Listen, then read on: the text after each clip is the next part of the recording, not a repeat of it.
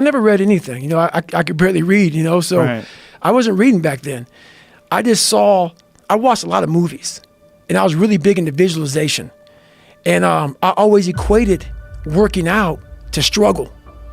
And I struggled my whole life, but I ran from it. So I started realizing, man, I got to start facing the struggle, and I got to be mentally strong for the struggle. So that's where I started coming up with, I'm training for life. Mentally, I'm training for life. I'm not training for to lift 400 pounds. And I found out on my own pretty much, is that through discipline, through self-discipline, through repetition, through tons of repetition of the same thing that you don't want to do, and that's the key thing.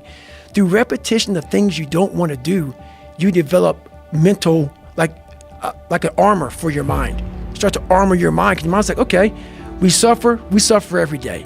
It's what we do. We do stuff that sucks every day. So then when the suck stuff comes, you're ready for it. And that's how I started coming up. I just started being very uncomfortable. And now it's like just a way of life.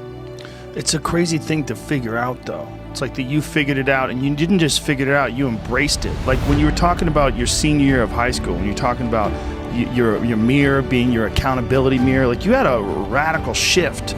Like you just decided to not be a fucking loser, right, and to start tightening up and start holding yourself accountable and get ready for things. So I had this my whole life. I mean, I don't know if people believe in God or what. I don't care what you believe in. There's been this unrelenting voice in my head. We all have this voice. It's the right or wrong voice. And a lot of times that voice guides us into comfort. And my voice guided me into comfort a lot. But I had this other voice I heard my whole life saying, hey, motherfucker, what are you doing? Oh, man, we got to go over here. We got to go over here to that rock pile over in the fucking corner where nobody's at. That's where victory's at. We're over there in that corner. So this voice was giving me all these answers. Now, I wasn't a real smart kid growing up, but I had this crazy voice in my head saying, over there is where the fucking answers are. And I didn't want to listen to it, because over there was pain. Over there was me looking in the mirror. Over there was me being accountable for all these things I went through my life.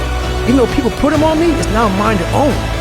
And I didn't want to go over there by myself, but I had to, and this voice was guiding me there. Now, it's God, whatever you want to call it, but that's what it was in me.